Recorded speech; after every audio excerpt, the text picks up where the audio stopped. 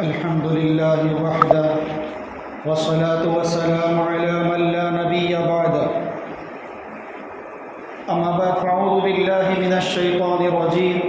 بسم الله الرحمن الرحيم وإذ ابتلى إبراهيم ربه بكلمات فأتمهن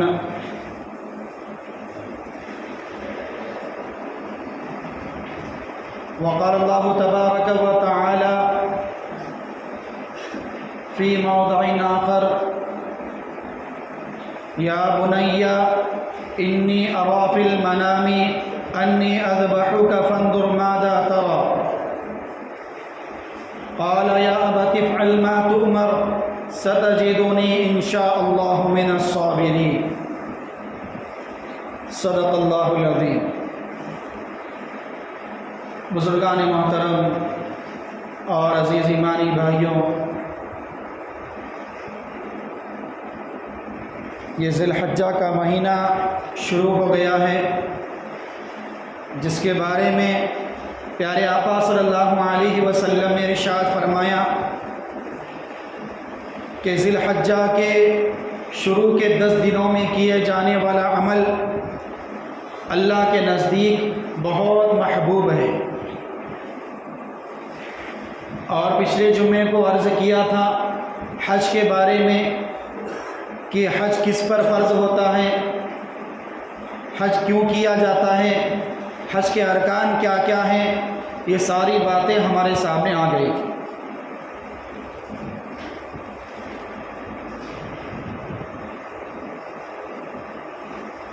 اب یہ ذی الحجہ کا مہینہ چل رہا ہے اور رمضان کے بعد شوال، ذی القعدہ اور ذی الحجہ، یہ تمام مہینے حج کے مہینے کے اندر ہی آتے ہیں، حج میں ہی شمار کیے جاتے ہیں، کیونکہ جیسے ہی رمضان ختم ہو جاتا ہے لوگ حج پر جانے کی تیاریاں شروع کر دیتے ہیں۔ کیوں؟ اس لیے کہ جو کام جتنا اہم ہوتا ہے، جتنا ضروری ہوتا ہے، اس کام کی تیاریاں کئی دنوں اور کئی مہینوں پہلے شروع کر دی جاتی ہیں۔ اسی لیے اللہ تبارک و تعالیٰ نے بتایا کہ شوال سے ہی حج کی تیاریاں شروع کر دو، اور یہ بھی اللہ کا عجیب دستور ہے، عجیب قاعدہ ہے کہ یہ سلسلہ عبادتوں کا سلسلہ اللہ نے رمضان سے شروع کیا۔ رمضان جیسے ہی آیا ہم نے روزہ رکھا، تراویح پڑھی، سحر افطار کرتے رہے۔ اب یہاں پر یہ معاملہ ختم نہیں ہوا، اس کے بعد اللہ تبارک و تعالیٰ نے شوال دیا، اس کے بعد ذی القعدہ اور ذی الحجہ کے 10 دن، یہ تمام مہینے اللہ تبارک و تعالیٰ نے عبادت کے لیے مخصوص کر دیے۔ حالانکہ انسان جب سے پیدا ہوا ہے موت کے آخری سانس تک عبادت کرتا رہے گا اور کرنا پڑے گا، کوئی فرض نماز وہ چھوڑ نہیں سکتا، کوئی فرائض کو وہ ترک نہیں کر سکتا، لیکن ان ایام کو اللہ تبارک و تعالیٰ نے، ان مہینوں کو اللہ تبارک و تعالیٰ نے کچھ خصوصیت عطا فرمائی۔ اور ذی الحجہ کے مہینے میں اور ایک خاص عبادت جو ہم سب لوگ ادا کرتے ہیں اور سارے عالم کے سارے مسلمان ادا کرتے ہیں، وہ ہے قربانی کرنا۔ اب قربانی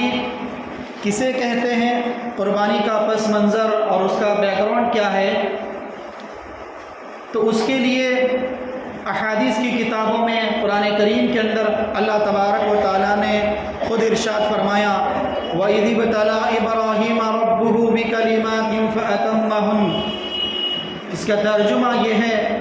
کہ جب ہم نے ابراہیم علیہ السلام کو آزمایا، امتحان لیا چند باتوں میں، تو حضرت ابراہیم علیہ السلام نے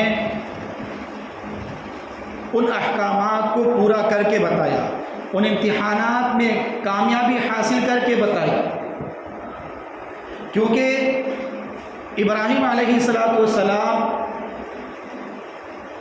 کی قربانیاں بہت زیادہ ہیں، حالانکہ ہر پیغمبر نے قربانی دی، لیکن ابراہیم علیہ السلام کی قربانی اللہ تبارک و تعالیٰ کو بہت پسند آئی۔ اسی لیے اللہ تبارک و تعالیٰ نے حضرت ابراہیم علیہ السلام کو لقب دیا خلیل اللہ کا، اللہ کا دوست کا۔ اب اللہ کا دوست وہی ہو سکتا ہے کہ جس کے اندر جذبات و ہر چیز کو قربان کرنے کے، جو ایک اشارے پر اپنی جان کو، اپنے مال کو، اپنے وقت کو قربان کر دیتا ہو، اس کو کہا جاتا ہے خلیل، اس کو کہا جاتا ہے دوست۔ تو حضرت ابراہیم علیہ السلام جس ملک کے اندر پیدا ہوئے اور جس معاشرے کے اندر ابراہیم علیہ السلام پیدا ہوئے، وہ بت پرستی والا معاملہ تھا، ماحول تھا کہ وہاں پر بت پرستی کی جاتی تھی، بتوں کی اور مورتیوں کی پوجا کی جاتی تھی، اور کوئی ایک انسان بھی اللہ کا نام لینے والا نہیں تھا۔ ایسے وقت میں، ایسے ماحول کے اندر ابراہیم علیہ السلام کو اللہ تبارک و تعالیٰ نے پیدا فرمایا، اور پیدا بھی کس کے گھر میں پیدا فرمایا؟ آزر کے گھر میں۔ یعنی ابراہیم علیہ السلام کے والد کا نام آزر ہے، اور یہ آزر کون تھے؟ یہ خود جو ہے مورتیاں ہاتھوں سے بنایا کرتے تھے اور اس کو بیچا کرتے تھے۔ ایسے گھرانے کے اندر پیدا فرمایا اور حکم دیا کہ تم ان کو وحدہ لا شریک لہ کی طرف بلاؤ، ان کو دعوت، ان کی دعوت و تبلیغ کرو، ان کو راہ راست دکھاؤ۔ اب یہ ایسا وقت تھا کہ اگر ایک لفظ بھی غلط ان بتوں کے نام پر نکلتا تو پھر کوئی برداشت کرنے والا نہیں تھا۔ اب ایسے ماحول کے اندر اللہ تبارک و تعالیٰ نے حضرت ابراہیم علیہ السلام کو حکم دیا کہ ان لوگوں کو سمجھاؤ اور ان کے رب کا تعارف کراؤ کہ ان کا رب کون ہے، ان کو کیوں پیدا کیا گیا ہے، بلا وجہ یوں ہی پیدا نہیں کیا گیا، یہ ساری باتیں بتاؤ۔ تو حضرت ابراہیم علیہ السلام نے جیسے ہی اپنا منہ کھولا اور بیان کیا اور لوگوں کو سمجھانا شروع کیا تو سارے کے سارے شہر والے، سارے کے سارے گاؤں والے کیا ہو گئے؟ ان کے مخالف ہو گئے۔ یہ سب سے پہلی آزمائش تھی حضرت ابراہیم علیہ السلام کی کہ سارے کے سارے لوگ مخالف ہو گئے، خود والد بھی مخالف ہو گئے۔ پھر سارے لوگوں نے مل کر حضرت ابراہیم علیہ السلام کو سزا دینے کا ارادہ کیا، اور سزا یہ دینی تھی کہ ایک دہکتی ہوئی آگ میں ان کو ڈالا جائے گا۔ لکڑیاں اکٹھی کی گئی، جمع کی گئی، اور جمع کرنے کے بعد حکم دیا کہ ابراہیم علیہ السلام کو آگ میں ڈال دیا جائے۔ اللہ کا پیغمبر ہے، اللہ کا رسول ہے، اور ان کے اوپر آزمائش کس طرح آ رہی ہے کہ ان کو زندہ آگ میں ڈالا جا رہا ہے۔ اس وقت فرشتے بھی لرزہ بر اندام ہو گئے، اور آسمان سے فرشتے دیکھ رہے ہیں، زمین سے ہر مخلوق دیکھ رہی ہے اور کہہ رہی ہے کہ تیرے محبوب کے ساتھ کیا معاملہ ہو رہا ہے۔ کئی فرشتے آئے اس وقت ابراہیم علیہ السلام کے پاس اور کہنے لگے کہ اگر آپ حکم دے تو میں اس بستی کو جو ہے ختم کر دوں، اگر آپ حکم دے تو میں آسمان سے جو ہے آگ کی بارش برسا کر ان کو ہلاک و تباہ و برباد کر دوں۔ لیکن ابراہیم علیہ السلام نے کہا کہ اس حالت میں کیا مجھے میرا رب دیکھ رہا ہے؟ جو مجھے آگ میں ڈالا جا رہا ہے، یہ آگ میں ڈالنے کو میرا پروردگار دیکھ رہا ہے یا نہیں دیکھ رہا؟ جبرائیل امین نے کہا کہ ضرور دیکھ رہا ہے۔ تو کہا کہ اگر میرا رب اس بات پر راضی ہے کہ میں آگ میں جل کر راکھ ہو جاؤں تو میں اس پر راضی ہوں، میں اس پر خوش ہوں، لیکن مجھے تمہاری مدد کی کوئی ضرورت نہیں ہے۔ اگر اللہ کو مجھے ہلاک کرنا ہے تو یہ آگ مجھے جلا کر راکھ کر دے گی، اگر اللہ کو مجھے بچانا ہے اور میری مدد کرنا ہے تو وہ خود مدد کرے گا، تمہاری مدد کی ضرورت نہیں ہے۔ پھر اس کے بعد ابراہیم علیہ السلام کو جیسے ہی آگ میں ڈالا گیا، اللہ تبارک و تعالیٰ نے آگ کو حکم دیا یا نار کونی بردا و سلاما علی ابراہیم، اے آگ تو ابراہیم علیہ السلام پر ٹھنڈی اور سلامتی والی بن جائے۔ ٹھنڈی بھی ہونا ہے لیکن اتنی ٹھنڈی نہیں کہ ٹھنڈ کی وجہ سے تکلیف ہونے لگے، بالکل سلامتی والی، امن و امان والی، جس کے اندر میرا خلیل آرام سے بیٹھا رہے یا سوتا رہے۔ تو فوراً آگ کیا ان کے لیے بالکل ٹھنڈی ہو گئی اور بالکل ایئر کنڈیشن ہو گئی کہ اس کے اندر حضرت ابراہیم علیہ السلام آرام فرمانے لگے،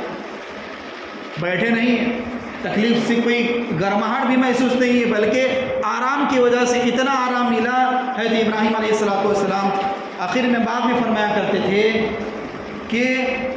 आतिश नमरूद के अंदर, यानी नमरूद ने जो आग जलाई थी मुझे जलाने के लिए, उस आग के अंदर जो वक्त मैंने गुजारा है और जितना आराम मैंने उस आग के अंदर किया, वैसा आराम मैं आज तक नहीं कर पाया,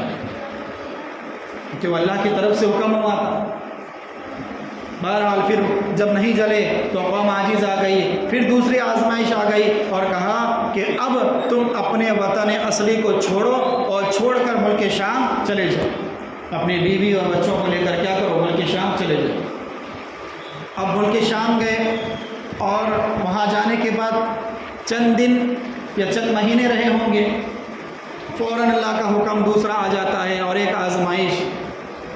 कि अब यहाँ से भी आगे तुम्हें जाना है, और कब तक चलना है, जब तक कि हमारा हुक्म ना आ जाए, उस वक्त तक क्या है, चलते रहो। तो हज़रत इब्राहीम अलैहिस्सलाम ने अपनी बीवी हाजरा अलैहिस्सलाम को लिया और अपने बेटे इस्माइल अलैहिस्सलाम को लिया और लेकर चल रहे हैं। एक अच्छी वादी आई, सब्ज़ और हरियाली वादी आई, जहाँ पर पानी भी था, हरियाली भी थी, झाड़ और पेड़ पौधे भी थे, फल भी थे। तो इब्राहीम अलैहिस्सलाम ने जिब्राइल अमीन से पूछा, ए जिब्राइल यहाँ रुक जाओ। जिब्राइल अमीन ने कहा नहीं नहीं, यहाँ रुकने का हुक्म अल्लाह की तरफ से नहीं है, चलते रहो, जब हुक्म आएगा मैं बता दूंगा कि वहाँ पर ठहरना है आपको। चलते गए और एक ऐसी वादी आई जहाँ पर न पेड़ न पौधे न फल न पानी, बिल्कुल रेगिस्तान की वादी थी, जहाँ पर गरम गरम हवाएं चल रही थी, गरम गरम लूहें चल रही थी। वैसी जगह पर हज़रत जिब्राइल ने कहा कि इब्राहीम अब ठहर जाओ, यहीं पर रुकना है तुम्हें, इसके आगे तुम नहीं जा सकते। एक तो कौम ने जुल्म किया, दूसरा जुल्म ये हुआ कि अपने वतन से निकाले गए, मुल्क शाम आए। मुल्क शाम में आने के बाद अच्छी तरह हंसी खुशी ज़िंदगी गुजार रहे थे। फिर अल्लाह का हुक्म आया, चौथा हुक्म, कि अब यहाँ मुल्क शाम को भी छोड़ो और ऐसी वादी में जाकर रहना है तुम्हें जहाँ पर ना चरिंद होगा ना परिंद होगा, जहाँ पर जानवर नहीं होंगे, वहाँ जाकर तुम्हें रहना होगा, ऐसी वादी। गए,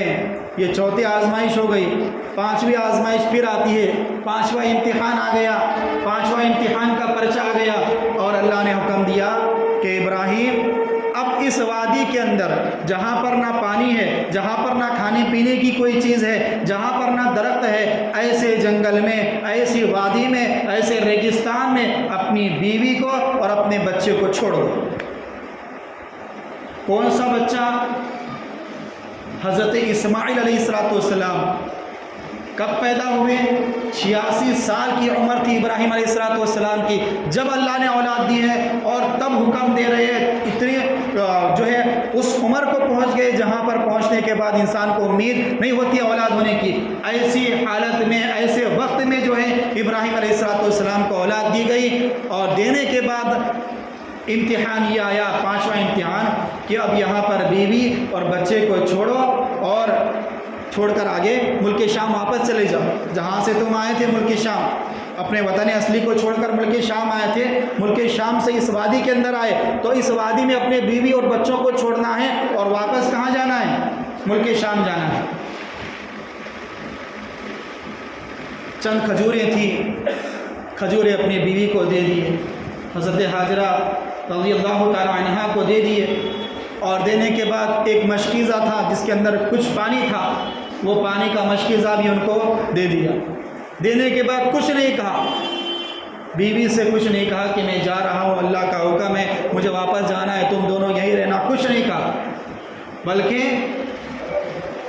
सामान दे दिए, दोनों सामान खजूर और पानी दे दिए, और देने के बाद मुल्क शाम रवाना होने लगे। हज़रत हाजरा परेशान हो गई और हैरत में आकर आपके गिरिबान को पकड़ लिया, आपके दामन को पकड़ लिया, और पकड़ने के बाद कहा, ऐ इब्राहीम, ऐ मेरे हम सफ़र, आप हमें यहाँ तन्हा छोड़कर कहाँ जा रहे हैं? यहाँ तो ना पानी है, ना खाना है, ना फल है, ना फ्रूट है, कैसे हम जिंदा रहेंगे? इब्राहीम अलैहिस्सलाम ने एक लफ्ज़ अपनी ज़ुबान से नहीं निकाला और कहा, हज़रत हाजरा ने, क्या ये आपके रब का हुक्म है कि हमें यहाँ इस वादी में छोड़ दिया जाए?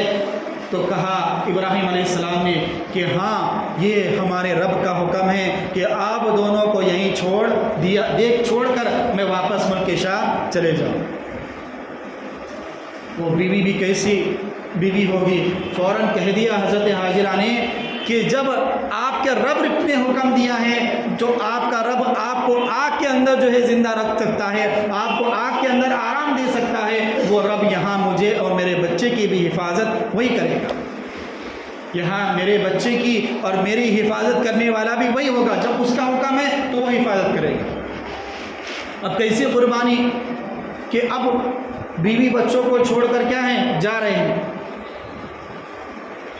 آگے جا رہے ہیں، ملک شام کی طرف روانہ ہیں، لیکن ایک مرتبہ بھی پیچھے پلٹ کر نہیں دیکھا۔ یہ سب سے بڑی قربانی۔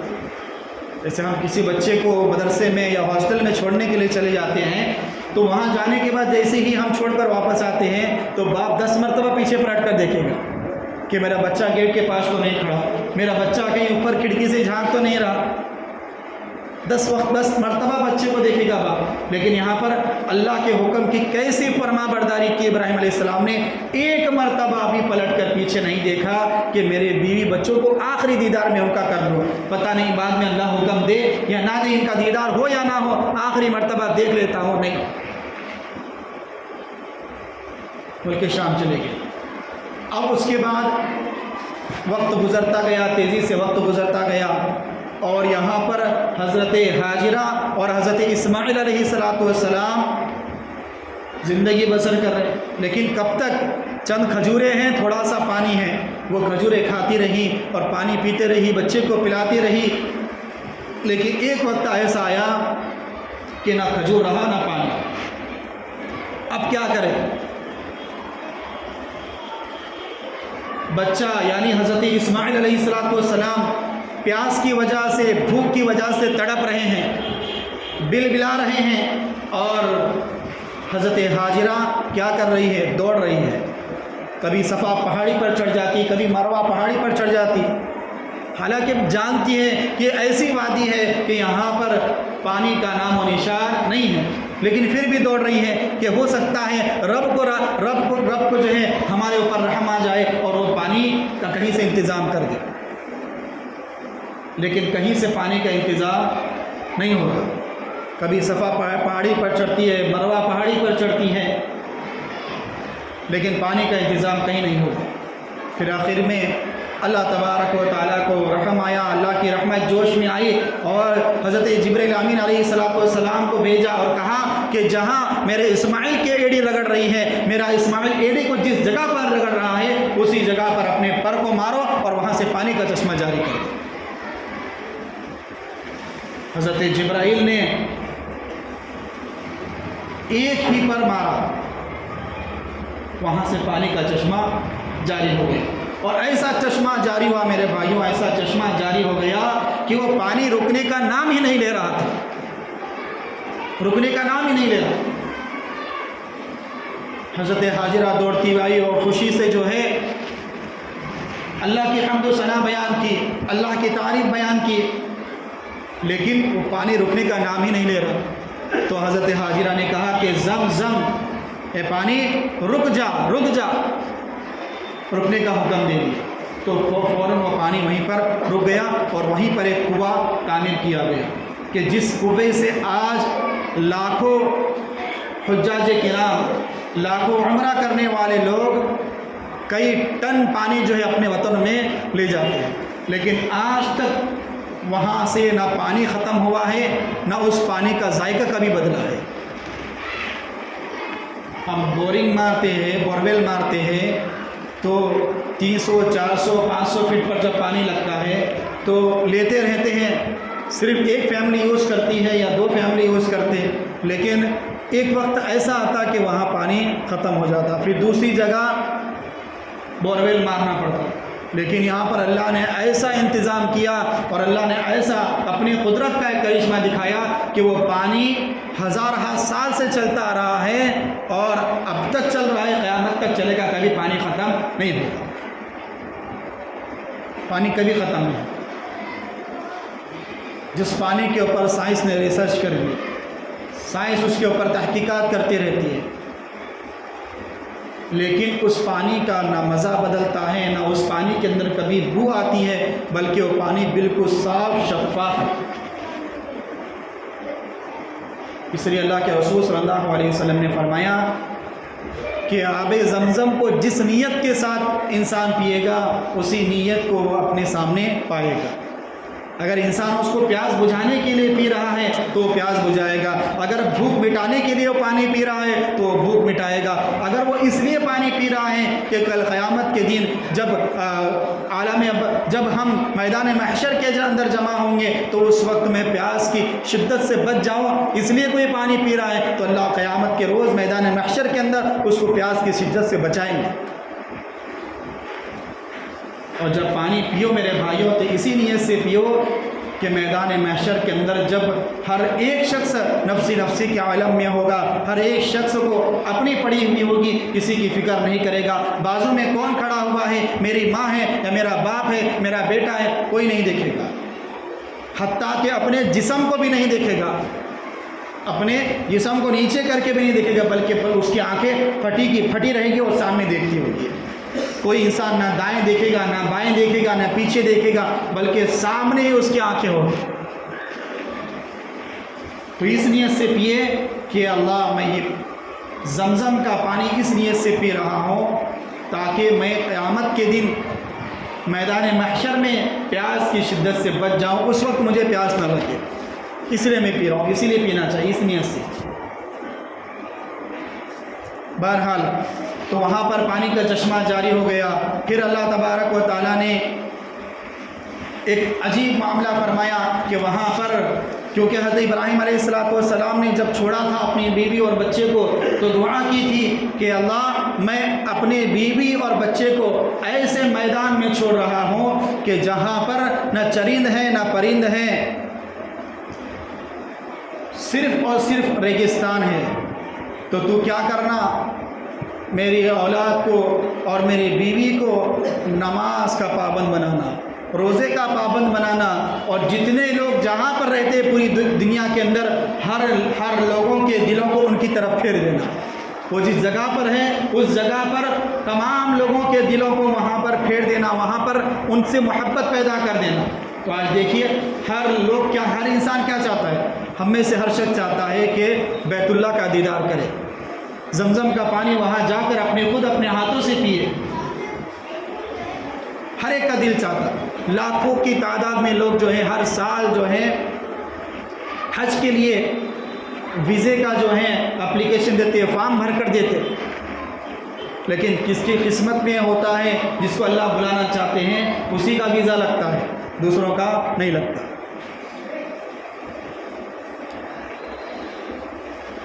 حافظ جالندھری رحمۃ اللہ علیہ نے حضرت ابراہیم علیہ السلام نے جو اپنے بیوی اور بچے کو چھوڑا تھا اس کے تعلق سے ایک شعر کے الفاظ میں جو ہے چند الفاظ کہے ہیں، وہ یہ ہیں: وہ صحرا جس کا سینہ آتش کرنوں کی بستی ہے، وہ صحرا یعنی وہ بیابان جنگل، وہ صحرا جس کا سینہ آتش کرنوں کی بستی ہے، وہ مٹی جو سدا پانی کی صورت کو ترستی ہے، وہ صحرا جس کی وسعت دیکھنے سے ہول آتا ہے، وہ نقشہ جس کی صورت سے فلک بھی کانپ جاتا ہے۔ یعنی ایسا خوفناک منظر تھا کہ جہاں پر صرف دو انسان تھے، ایک ماں اور ایک بیٹا، اس کے علاوہ جانور تک بھی وہاں نہیں تھے، لیکن جیسے پانی کا چشمہ جاری ہو گیا تو پھر وہاں پر ایک کے بعد چرند پرند آنے لگے، پھر چرند پرند کو دیکھ کر بڑے جانور آنے لگے، اور جب لوگوں نے دیکھا کہ کیونکہ اس وقت جو ہے معلومات کرنے کے لیے لوگ اس طرح اندازہ لگاتے کہ جہاں پر چرند پرند کا آنا جانا دیکھ لیتے تو سمجھ جاتے کہ وہاں پر پانی ہے، اس لیے وہاں پر کیا ہے، پرندے بار بار جا رہے ہیں، تو اندازہ لگا کر وہاں پر جاتے، ایک کے بعد ایک قافلے آتے گئے اور وہاں پر بستیاں آباد ہونے لگی، اور آج اتنا بڑا مکہ المکرمہ ہمارے سامنے موجود ہے۔ بہرحال اس کے بعد اور ایک آزمائش آئی اور ایک امتحان حضرت ابراہیم علیہ السلام پر آیا، اور وہ امتحان یہ تھا کہ اپنے بچے کو ذبح کرنا تھا، اپنے بچے کی قربانی اللہ کو دینی تھی۔ اب وہ قربانی کس طرح دی، پھر اس کے بعد کیا منظر پیش آیا، یہ ساری باتیں انشاءاللہ آئندہ جمعہ میں عرض کریں گے کیونکہ وقت زیادہ ہو گیا ہے۔ اور ایک بات عرض کر دوں کہ قربانی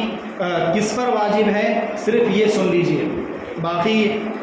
قربانی کا ہم پس منظر تو دیکھ لیے۔ ابراہیم علیہ السلام کی سنت ہے، انہوں نے قربانی دی تھی اپنے بچے کی، لیکن وہاں پر ایک مینڈا آ گیا تھا، اللہ کی طرف سے اس کو ذبح کر لیا، وہ قربانی قبول کر لی گئی۔ ہر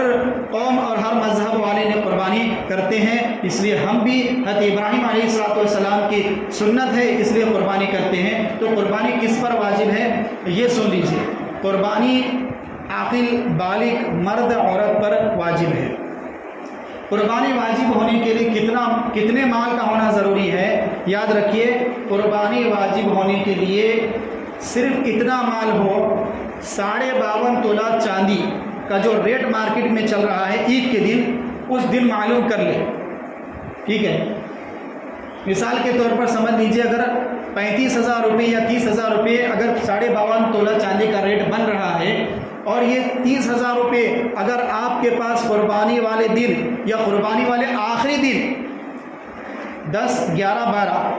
12 ذی الحجہ کے سورج غروب ہونے سے پہلے تک بھی اگر کسی کے پاس اتنا اماؤنٹ جمع ہو جاتا ہے، چاہے وہ سونے کی شکل میں ہو، چاندی کی شکل میں ہو، نقد کیش کی شکل میں ہو، یا اپنے گھر کے اندر ضرورت سے زائد سامان ہو جو سال میں کبھی یوز نہیں ہوتا، سال کے 365 دنوں میں کبھی وہ سامان استعمال میں نہیں آتا، ایسا سامان بھی اس کے اندر شمار کیا جائے گا، اور ایک اندازہ لگایا جائے گا کہ اس سامان کا ریٹ اور سونے کا ریٹ اور چاندی کا ریٹ جو میرے پاس موجود ہے یہ تمام ملا کر 30,000 بن رہے ہیں یا نہیں۔ اگر بن رہے ہیں تو اس کے اوپر قربانی واجب ہے، بات سمجھ رہے؟ اور 99% لوگوں کے اوپر 90% تو لوگ جو ہے قربانی کے مستحق ہوتے ہیں، قربانی واجب ہوتی ہے ان کے اوپر، کیونکہ اگر کسی کے پاس 1 تولہ سونا بھی ہے تو قربانی واجب ہو جاتی ہے، 50,000 52,000 روپے سونے کا ریٹ ہے تو پھر اس کے اوپر قربانی ویسے بھی واجب ہو جاتی ہے۔ اب سونے آئے اس کے ساتھ میں کئی سامان ایسے ہوتے ہیں جس کو سال تک ہاتھ نہیں لگاتے، ہاں اگر سال میں ایک مرتبہ بھی وہ برتن آپ یوز کر رہے ہیں، بھلے عید کے دن یوز کرتے ہو لیکن ایک مرتبہ بھی یوز ہو رہا ہے تو اس کو پھر قربانی کے نصاب میں شامل نہیں کریں گے، اس کو الگ رکھیں گے، یہ یوز کے اندر آئے گا، ٹھیک ہے؟ لیکن ضرورت سے زائد سامان ہو تو پھر ان سامان کو بھی قربانی کے نصاب میں جمع کر کے پھر قربانی اگر 30,000 یا 35,000 جو 52.5 تولہ چاندی کا ریٹ ہے معلوم کر کے پھر قربانی ادا کرنا ہوگا۔ بہرحال اس کے تعلق سے اور چند باتیں ہیں، اور قربانی کا جانور کیسا ہونا چاہیے، اس کی عمر کیا ہونی چاہیے، کون سے وہ عیب ہے جس کی وجہ سے قربانی جائز نہیں ہوتی ہے، قربانی جو ہے صحیح نہیں ہوتی، غلط ہو جاتی ہے، یہ ساری باتیں انشاءاللہ آئندہ جمعہ میں عرض کروں گا۔ اللہ عمل کی توفیق عطا فرمائے، آمین، وآخر الدعوانا ان الحمد للہ رب العالمین۔